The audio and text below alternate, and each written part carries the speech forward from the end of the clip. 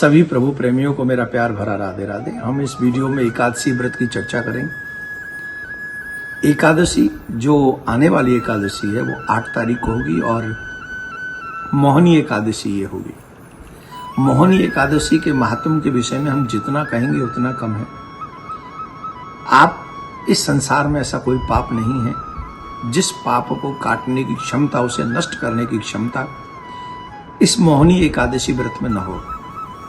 मोहिनी एकादशी इसे इसलिए भी कहा जाता है क्योंकि आज ही के दिन, मोहिनी एकादशी के दिन ही भगवान विष्णु ने मोहिनी रूप धारण करके देवताओं का हित किया था, देवताओं को अमृतपान कराया था। इसलिए ये मोहिनी एकादशी के नाम से जानी जाती है। धर्मराज ने भगवान श्री कृष्ण से पूछा, वैशाख मास की शुक्ल पक्ष की एकादशी का क्या नाम है, इसका महात्म क्या है, इसकी कथा क्या है। भगवान श्री कृष्ण कहते हैं, ये सेम क्वेश्चन, यही प्रश्न भगवान श्री राम ने अपने गुरु वशिष्ठ जी से किया था और वशिष्ठ जी ने उनसे कहा था, क्योंकि जब भगवान श्री राम कहते थे मेरा मन थोड़ा अशांत रहता है, सीता जब से छोड़ के गई है, आदि आदि भगवान श्री राम ने जब बात कही कि आप कोई ऐसा व्रत बताएं जो सरल हो, मन को सुख और शांति देने वाला हो। गुरु वशिष्ठ जी बोले, हे राम, मैं जानता हूं तुमने ये प्रश्न जनमानस के कल्याण के लिए किया। तुम्हारा तो नाम लेते ही जीव की मनुष्य को जो है, जीव को, मनुष्य को अद्भुत शांति मिलती है। सिर्फ नाम जपने से, राम एक बार कोई कहे तो उसे शांति मिलती है। तो भला तुम्हें कौन सी शांति की आवश्यकता है, परंतु अपने चरित्र से, अपनी वाणी से तुम जनमानस को एक सुंदर मार्ग दिखाना चाहते हो, इसलिए तुमने ये प्रश्न किया है जनमानस के कल्याण के लिए। हे राम, मोहिनी एकादशी का व्रत समस्त पापों को काटने वाला है। इस ब्रह्मांड में बड़े बड़े पाप हैं, बहुत बड़े बड़े पाप हैं, जिसमें जुआ खेलना बहुत बड़ा पाप है, मदिरा पान करना बहुत बड़ा पाप है, वैश्याओं के साथ में रहना ये बहुत बड़ा पाप है। ऐसे ऐसे बड़े बड़े पापों का विनाश करने में सक्षम है ये मोहिनी एकादशी व्रत। पूर्व काल में एक राजा के राज्य में एक वैश्य रहा करता था और वो जो वैश्य था उसके 5 पुत्र थे। जो सबसे छोटा पुत्र था, बड़ा, उसका नाम ही था भ्रष्ट बुद्धि।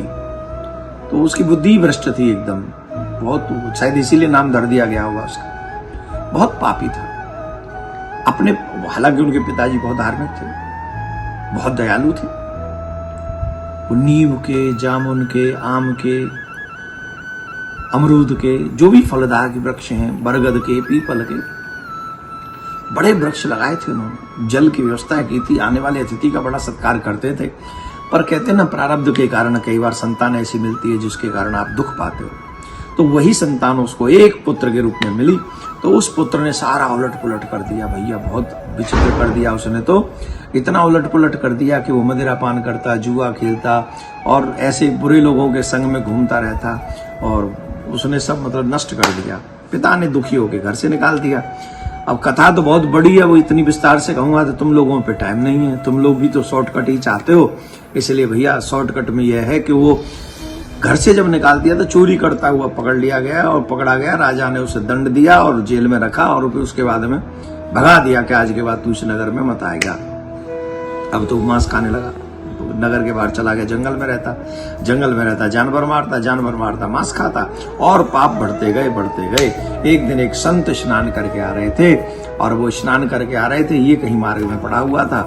उनके वस्त्रों से जो जल छिड़क गया वो उसके ऊपर गिर गया, जिससे उसके सद्बुद्धि जागृत हो गई। देखो संतों का सानिध्य कितना श्रेष्ठ है। वो उनके वस्त्रों के जल से उसमें शुद्धि हो गई विचारों में। इसलिए अच्छे लोगों का संग करो। तो उन्होंने कहा, प्रभु मैं बहुत पापी हूं, मैं बड़ा दुष्ट हूं, मैं क्या करूं।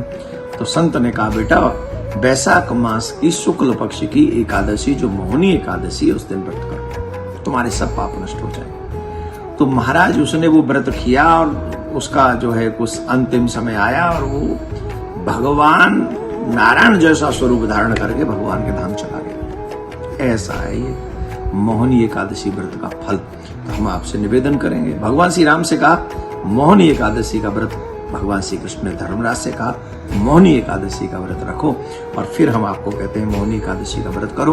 तो 8 तारीख को हम लोग ये व्रत करेंगे। 9 तारीख को यहाँ पे मथुरा में 5:40 पे सूर्योदय होगा। ये पारायण का समय बता रहा हूँ, और ये पारायण का समय रहेगा 5:40 से लेके 8:15 तक। तो आप जहां जहां सूर्य निकलेगा वहां थोड़ा बहुत डिफरेंस हो सकता है, आप उस समय इसका पारायण करें।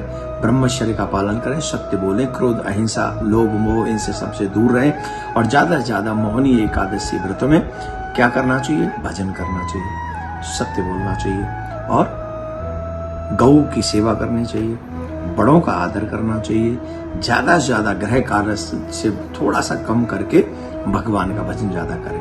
तो आप सबके लिए मोहिनी एकादशी व्रत मंगलमय हो। प्रियाकांत जो आप सबके ऊपर कृपा बनाए, आप ऐसे ही व्रत करते रहें। राधे राधे। मंगलमय हो आप सभी के लिए ये दिन भी, ये समय भी, और ये साल भी। राधे श्याम।